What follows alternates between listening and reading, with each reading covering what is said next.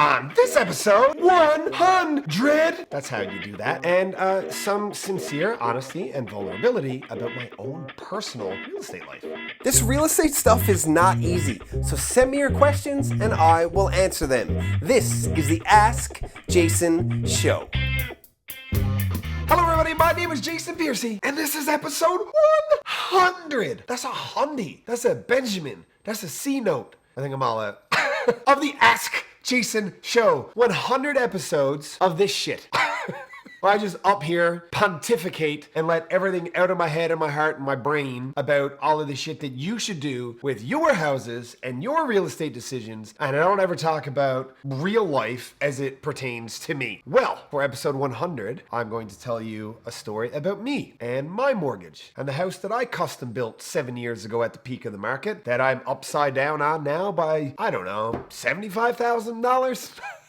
Something terrible like that. So, I am not immune to the effects of a real estate market that is tumultuous and relies way too heavily on offshore oil or the cost of Brent crude or something that's in barrels over in the Sudan. So, anyway, I'm going to talk about what happened to me with my house and when my wife and I separated nearly 2 years ago now, what we did and what our plan was and how that came together and how it was affected by a global health pandemic and a big change in interest rates and all kinds of other stuff. So, super transparent, very honest. This is my life. So, built a house almost 7 years ago. I was working for a builder at the time, custom built it, bigger and more expensive and fancier, and more about ego than it should have been. I've taken some licks and learned that those things are no longer important.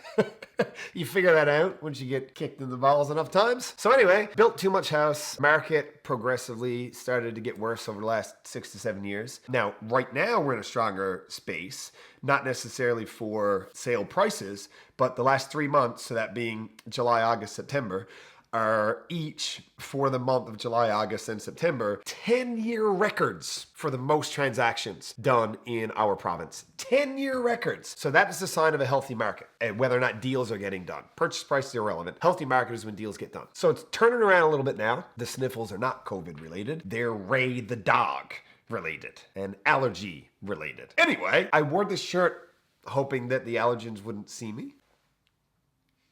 That's terrible. Wah, wah, ba-dum. Anyway, lost a bunch of value in my house. Wife and I separated a couple years ago almost. She lived there for a while and now recently moved out. She also operated a day home out of it, so had like a half a dozen kids there every day for a few years. So the place is a little bit, I mean, it needs to be painted, we'll say, tidied up a bit. I lived in a rental for that amount of time. So, Joe, is that an important call you got there? You got something else going on you need to do? I'm bearing my soul. And you're like, yeah, just a minute, bruh. It's Tinder. Joe's married. He's not on Tinder. Happily married, might I add, to a hologram. So, what was I saying? I'm going to move back in because I had been renting for a while. She's moving out now. Wonderful human being, wonderful mother. We just shouldn't be married anymore. Great person. Lisa, I'm very grateful for everything that our relationship has brought to us, especially our cute little girl. I'm going to move in, get the place fixed up. The intention was to sell it. That's what I wanted to do. Over the course of the whole COVID thing, I deferred the mortgage. Had to. Had I not, just would have lost the house. Nothing I could do about it. Like I just the income wasn't there. I couldn't figure it out. Had to defer the mortgage. So I did a 6-month deferral. So over the 6-month period, Lisa, it's my wife, ex-wife, estranged wife's name, we decided let's just sell and let's just do that. So did the math on it, checked to see how much the house was worth. And as you know, if you're planning on selling a house, you often use like need as a word, like I need to get whatever, I need to get whatever. Well, the market don't care about your feelings, bro. Your house is worth what it's worth. And in my case, I was upside down from my purchase price by about $75,000. And the thought of having to just let that happen sucked a lot, but there wasn't much that we could do. Mortgage was up for renewal. We could only accept what was being offered to us by Scotiabank. Okay, so if your mortgage is up for renewal and you want to shop it around, you can go to other banks to try and go somewhere else if you get a better deal. If your financial situation has changed and you could no longer apply for a mortgage and get the same amount of money lent to you, your bank can't refuse to renew. You just have to select what they're willing to offer you. So like if you're in a house for 4 years and you just lost your job and your term is up on the 5th year and you won't be able to be approved to buy another house, they can't take your house from you. They'll just renew your mortgage at whatever. So we were thinking that we would sell, so we renewed at some shitty interest rate to have an open mortgage so that we wouldn't have a penalty when we did sell. And that rate was like over 4%. It was bad. So decided we were just gonna sell.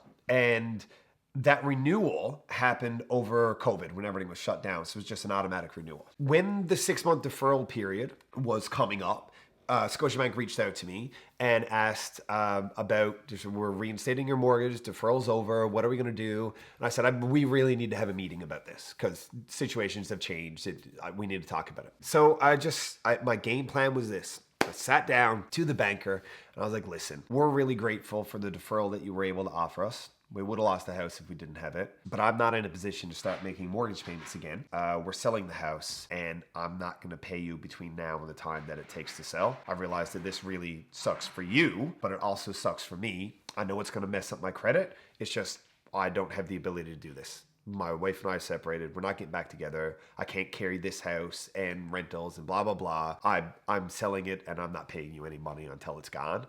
But you will get what you're owed, the balance of the mortgage when that happens. I was polite about it. I wasn't firm. I wasn't like a dick. I wasn't douchey about it. I was just very honest, very vulnerable. Said, this is the reality of my life. And she actually cared. I couldn't believe it. Like, she actually cared. She said, okay, well, is there a way that I could make it more affordable so that you didn't have to sell? I was like, well, I mean, you can try, but the thing cost me like $3,300 a month. And I don't have it.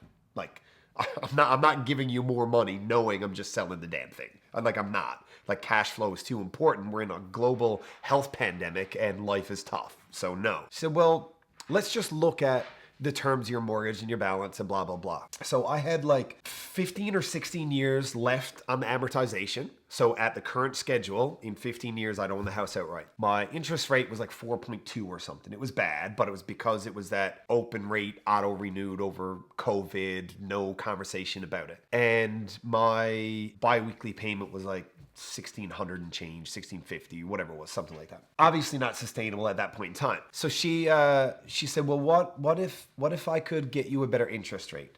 I'm like, well, it would have to be like non-interest and you would have to pay me interest on what I borrowed from you in order to make this affordable for me. So, well, what if I could re-amortize it for you? I'm like, what do you mean? She said, well, right now, the balance you have on your mortgage it was like $430,000 or something. I said, that's scheduled to be paid off over the remaining 15 years.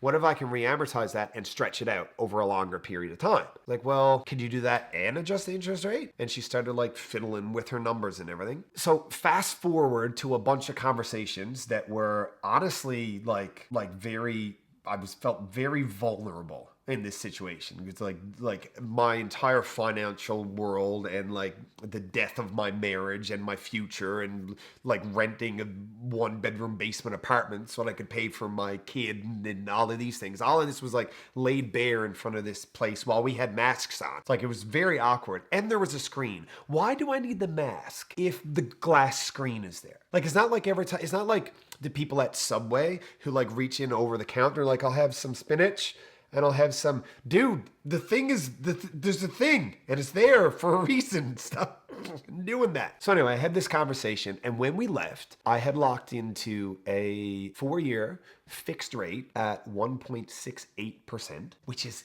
insane. That's like free money. Like, that is so, even Joe was like, because that is so cheap. So I got a 1.68 interest rate and she re-amortized that 15 years out over like 27 and a half. I don't even know how she did it because I'm after bringing this story to several mortgage brokers and they're like, dude, I don't know how you pulled that off, but that is the most insane thing I have ever seen done. So my 1,650 bi-weekly mortgage payment went down to $750. And it blew my mind. So now this house that has been the bane of my and my ex's existence for the last couple of years since we split, it's been draining us and bleeding us dry while we try to figure out our futures. So now I just made it like easily digestible. Like this is easy. Plus, there's an apartment in it that gets $12.50 a month, includes heat and light, but still.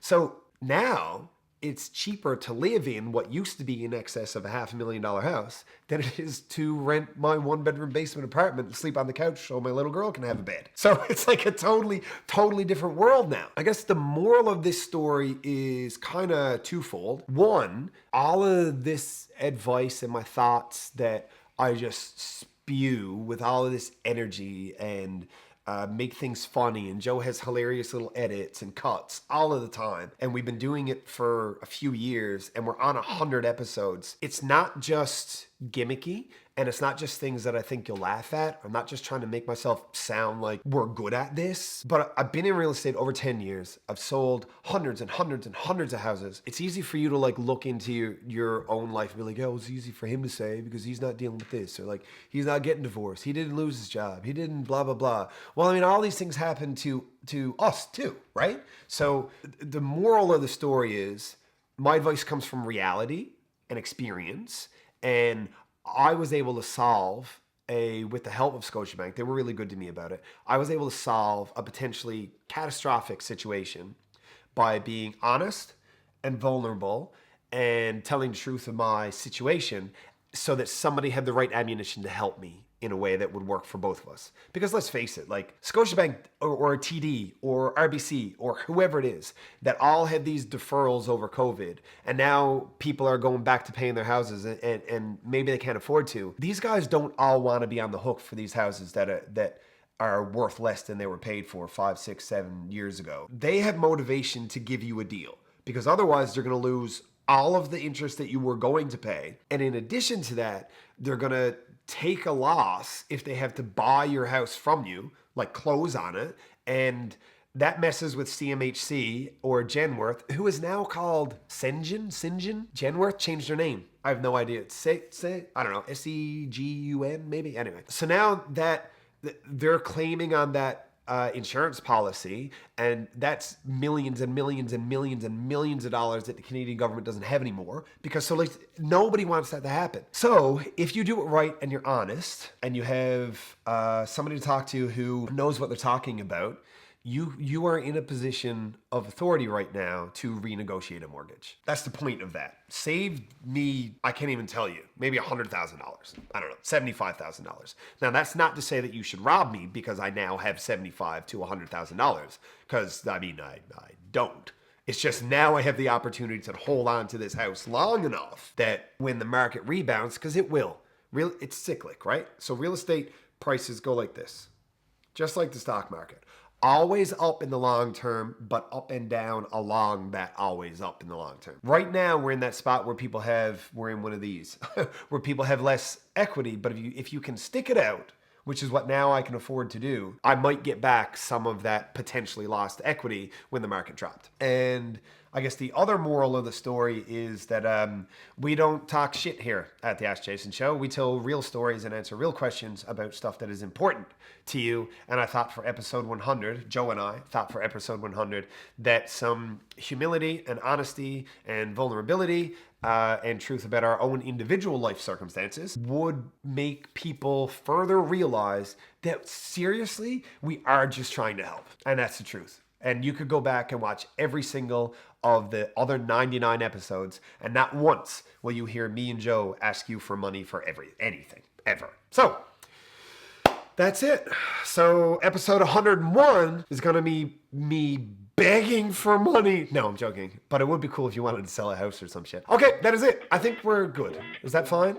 Yeah, we're good? Joe says it's fine. Oh, for episode 100, can we see your face? Can you just like take your headphones off and just walk over and just be like, I think it's a nice thing. You can do it. First time, 100 episodes. Here comes Director Joe. Come on, buddy. Come on, buddy. Here he is. It's Joe. Yeah, that's it. Thank you for watching the centennial episode. Is that right? Centennial? Yeah. Of the Ask Jason show. It has been a pleasure, and we'll see you next time in the next millennia? Centennia. See you next centennia. That's not a word. Is it a word? Probably a word. That's not a word. I'm in a coffee. Thanks for watching. The Ask Jason Show exists so that you can get good real estate related information from a resource that you can trust. Now, speaking of resources you can trust, here's a couple I would trust to work with my mom. Because good enough for mom, I mean, good enough for you.